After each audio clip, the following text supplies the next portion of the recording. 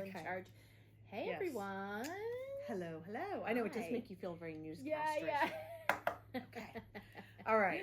Okay. So a while ago, it's been a while since Back during the we threw this out to you guys, but we did a little sort of ask us some questions. And we will get back to you with answers. Yeah. And the questions have trickled in. We had several at the beginning, and then we get questions from like people out in the wild. We do get questions out in the wild, especially when we're out like stitching, or we run into people who have seen our videos and they ask us, what is this project? Yes, what is happening? What's going on? So actually, let's start with that, because one of the first questions we get the most. I would say this is the most I think asked so question too. is, what are you doing?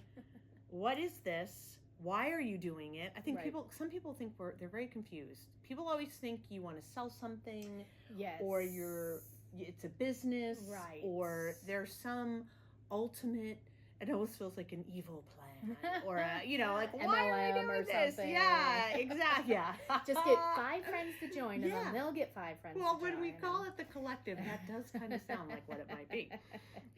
Okay, so what are we doing, Haley? Well, it's funny because we've been talking about this a lot. We talk about it all the time, but I think what are we doing when we first started, and what are we doing now, is morphed quite a bit. We're growing. That's what we're doing. Right. Yeah. Yes. And I think like when we first set out, and we were pretty transparent about this, we wanted to like create a community space. And we were like, okay, well, if we create a community space, we might need funds to fund that. Yeah. And then we started doing the Patreon, because that's almost like funding in a way. And then over time, where we're like, well, but we don't want these paywalls. And like the funding became less important.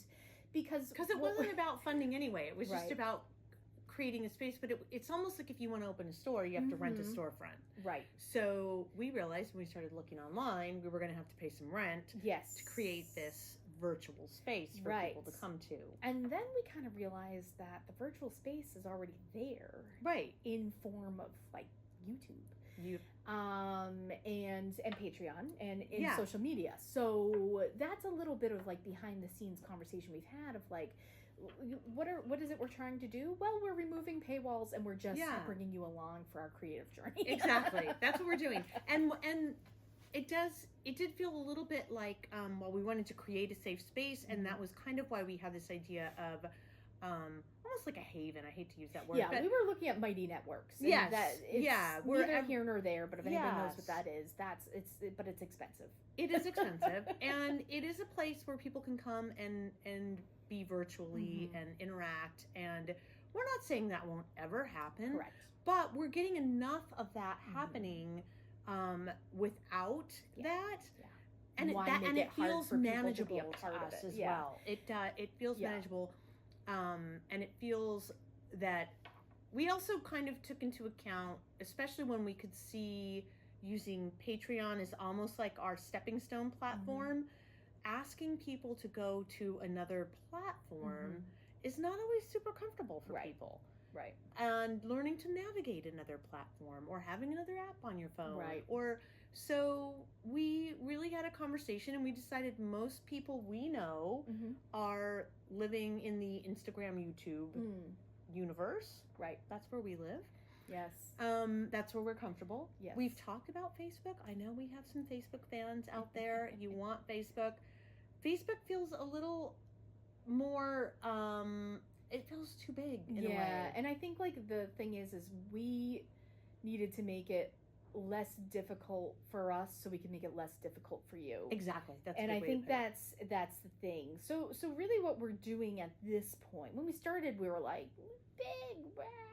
Now what we're figuring out is we just want to make work, and we just want to bring you along, and we do want to interact want you with to you. make We'd work. love if we could talk all the time and stuff. We can still do that. It's just through comments rather than like message boards and things like that. So we I have also discovered, once we started making work, that is the most important thing for us to protect, and we can't manage a million platforms. We both have jobs, and Haley has a business. I have 2 jobs. We have, lives outside of this.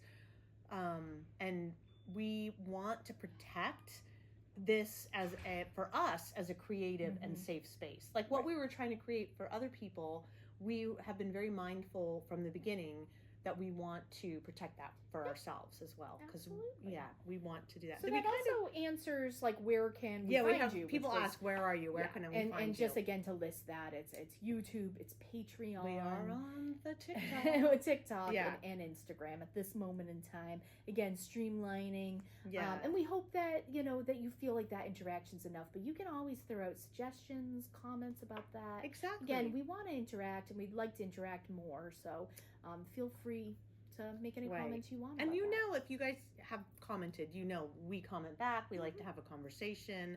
We enjoy that. So that kind of one of the other questions we got a lot, because people were a little bit like, people hear the word Patreon all the time, because I think if you watch any YouTube at all, you hear people say Patreon community, talk about Patreon. People were asking us if they had to be on Patreon, which a couple months ago we made the decision to, and we made a video about it, to no longer have our videos be exclusively on Patreon. We are putting them on YouTube as well. Does that mean Patreon is not there? No, it's still there.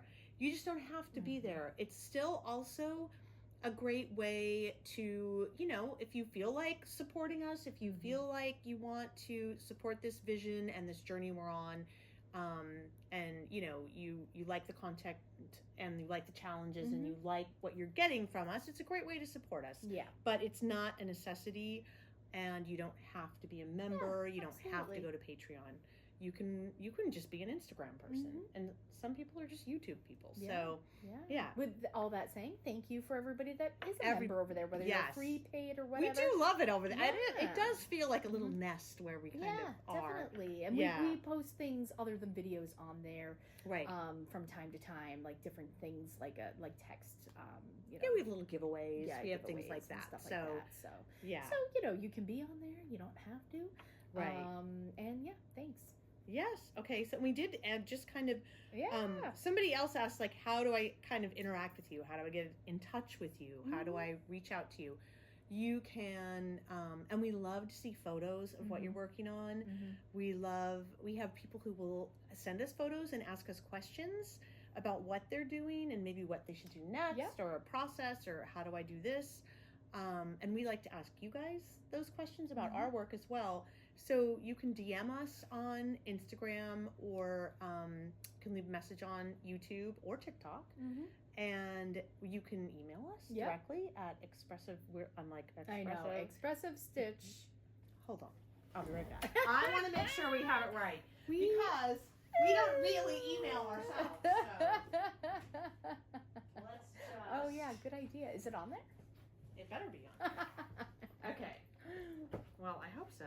Our Instagram is on here.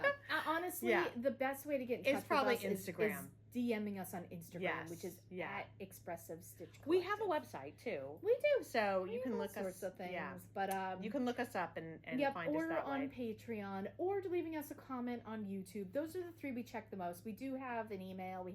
But to be honest, if you want a direct line to us, Instagram and YouTube comments, Patreon comments. Those are the three best ways to get in touch with us. And we also have our own Instagrams too. If you can't remember, Expressive Stitch Collective. Loop by Loop Studio. Liz Bessel.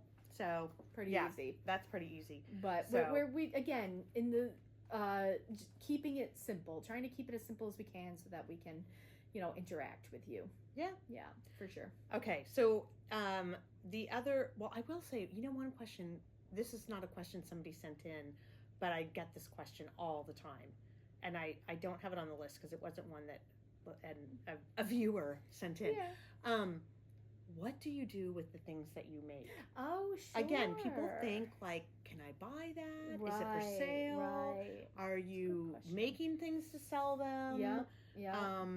And the answer to that is, what is your answer for that? No. Yeah, that's my answer too. Just wanted to make sure I wasn't speaking for you. I'm making things to show them. Yes. Because I am interested in showing my work at, galleries, institutions, and if it happens to sell at one of those venues, that's usually the route I go. I sell things from my studio as well, but I tend to not sell finished work as much. Right. But I have. Yeah. But more in like a fine art type of context than this is something you'll use. The things we make in regard to this experience, this project we're working on, are meant to learn from. Yeah. Yeah. Definitely. So while they might lend themselves and we might learn from them to go on and do other things or to incorporate into our other work. Yeah. These things are just purely experiential, really. Yeah, definitely. Right. And we want part of this from the very beginning has been a project of experience and mindfulness for other people, that we want other people to start thinking of their work this way. Yeah. So that's why that question interests me, that is the one thing I noticed, like if I'm, if I go to book club or if I'm run into somebody in a coffee shop who maybe saw my video on Instagram, what do you do with this stuff? Right. What are you doing with that? And that's almost what we're kind of bucking against, I feel like. A little bit. Yeah. We just want you to do it just to do it. Expressive. Express yourself. Exactly. I'm like Madonna. Yeah. Express yourself.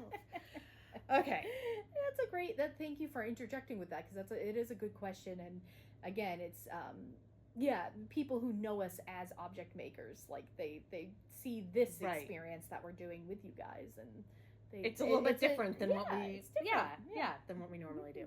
All right. Okay. So one question that we got, because we both work sort of in multi areas, we're sort of multimedia artists. What is your first, most people who watch us, I think, are fiber people. So this person asked, what is your first fiber experience? Like what fiber did you first work with? Yeah. What did you first do? I would say when I was little, I learned how to crochet. I learned how to latch hook, and eventually I did learn rug hooking.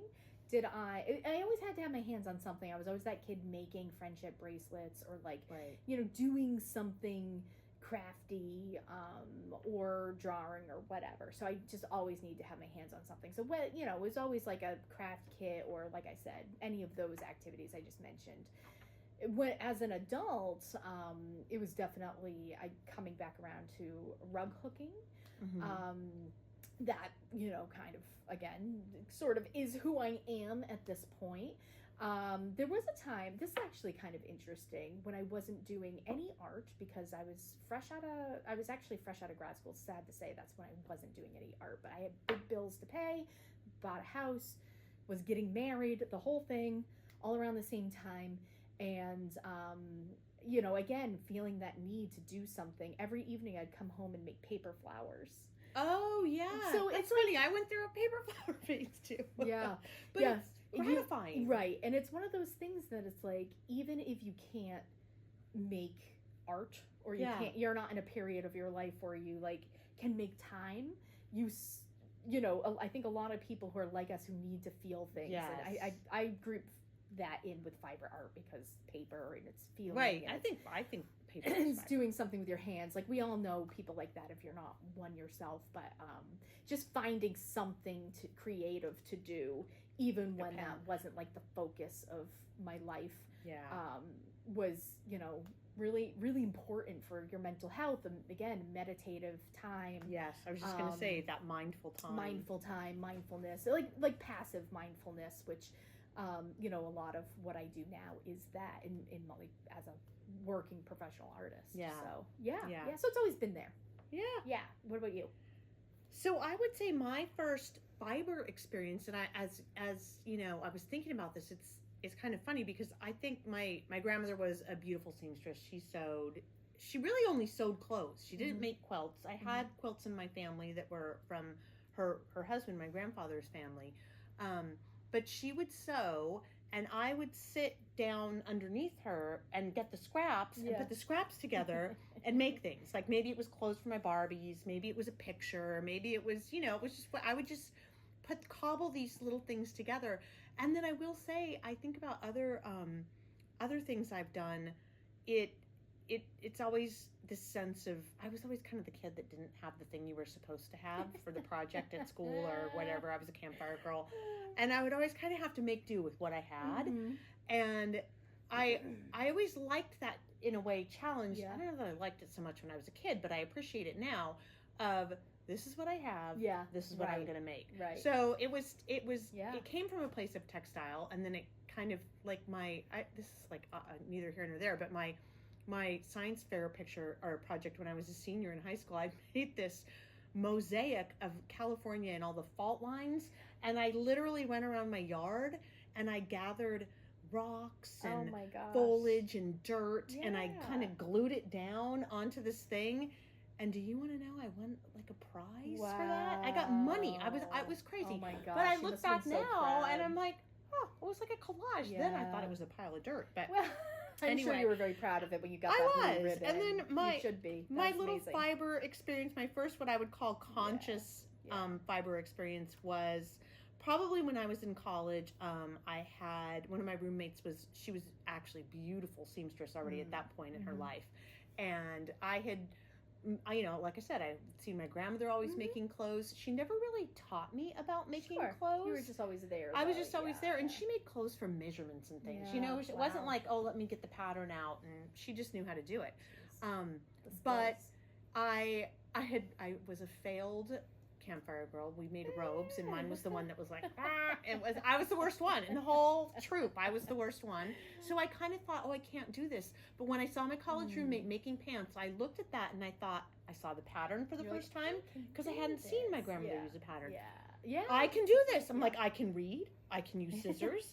I can use a sewing machine. I can do this. And so I started making clothes, and then as even I would say a more fully formed adult, I took a quilting class in what I didn't realize was a Mennonite quilt shop, and everything was by hand, and that really, I think the combination of those two things really was my my textile. That started my textile journey. Oh, fascinating! I will real problem solving there. I do like problem solving. I will say one time, Jim, my husband, said, maybe you could make a quilt one day for our bed. And I literally was like, you're crazy. Like, why would I want to do that? That's ridiculous. I'm never going to do that. And here I was already sewing. Yeah.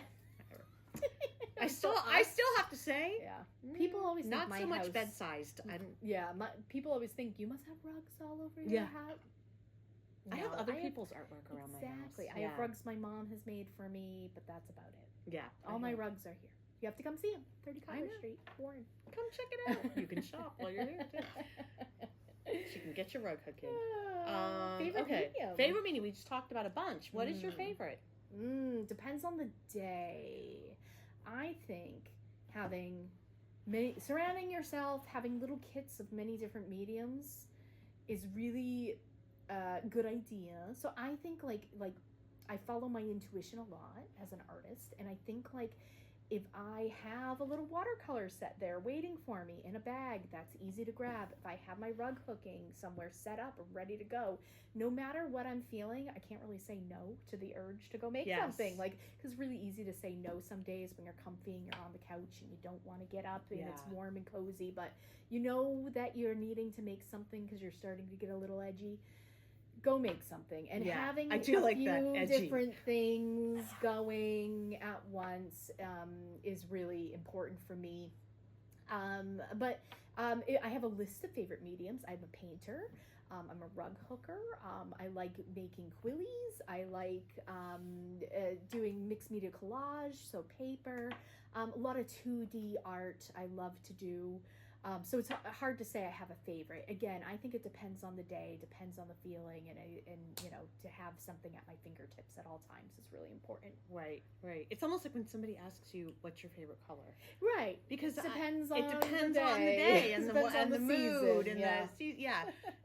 I am very much the same way. I have to say, it's going to sound like we talked about this ahead of time, and we did not. We didn't. Although Haley sees me come in with my various baskets and bags of. Yes. I usually have several different textile projects on the go. I do make quilts. Do I make quilts like other people make quilts? Not so much, but I end up with a finished quilt eventually. I like to hand quilt. And for me, when I'm tired, if I've had maybe a rough day or I just want to watch a movie or something, I'll just hand quilt because it's just this soothing kind of rocking motion for me. I also usually have some form of embroidery going on, and I don't want to, it's not really, again, not like an embroidery kit or anything, but it might be embroidering on a quilt that I'm reworking, or it might be, you know, our little studies, you know, I mean, I did different versions of that without even calling it that for a long time. Or just, you know, any kind of stitching. And then I knit. I'm a knitter. I crochet, but I don't call myself a crocheter. Kind of like a quilt, but I don't call myself a quilter. And now I will say I have a whole basket of painting and collage. Collage and stuff. And that is a new thing for me. The collage. I've always had a little watercolor, you know, a little kit that I could grab and go if we were going to the beach or something. I would always take that and a tiny little thing. But that has become bigger and much more important in my practice now. We use that word a lot now that I just kind of have chopped. Practice. Yeah, practice. Because earlier, while we were having lunch, we were talking about, you know, just the prolific amount some people make. Some people just really make, and it does seem like, you know, the more you make, the more you make. Yes, the more you learn and the faster you learn and the more exciting it is, I think. I always attribute making art to like exercise. When you're in it, and it feels so good, and your body feels good, and your mind feels good.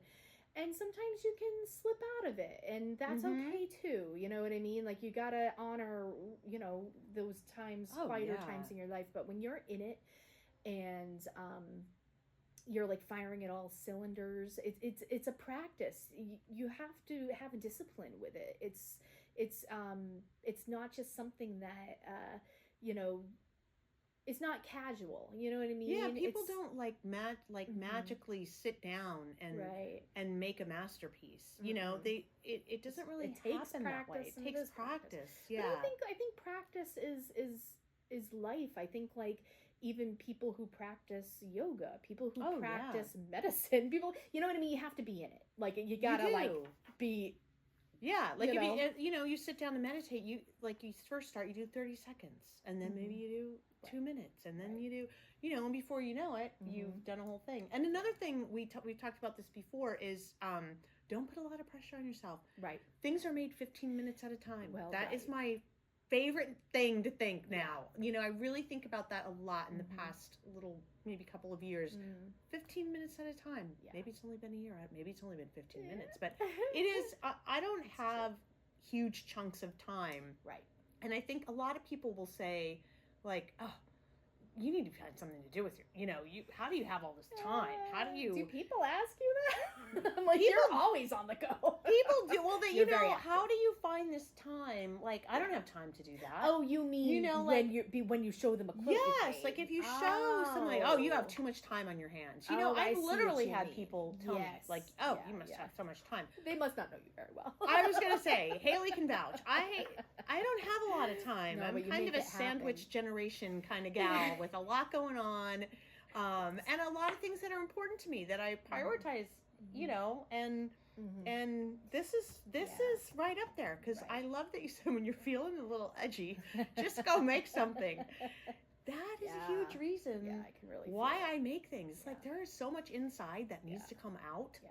So absolutely, and it's so what you say. Like again, maybe it's akin to running, becoming a runner. It's like, or a walker.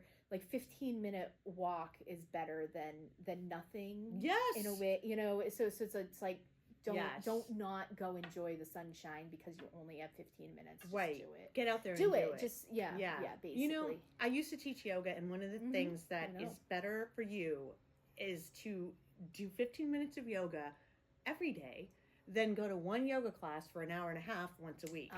So it's kind of the same. That was a good analogy. Yeah, I brought it up because I knew you used to teach yoga. So, but that is, you know, it's better for your body. Your body's going to stay more supple, and you aren't overwhelmed by it, and it takes the pressure off. And you also, I think that's a big part of it too. When you're looking like, oh, this is my creative time. I have 2 hours. I have an hour. I'm going to do this and this. You all of a sudden it becomes this thing, like this pressure.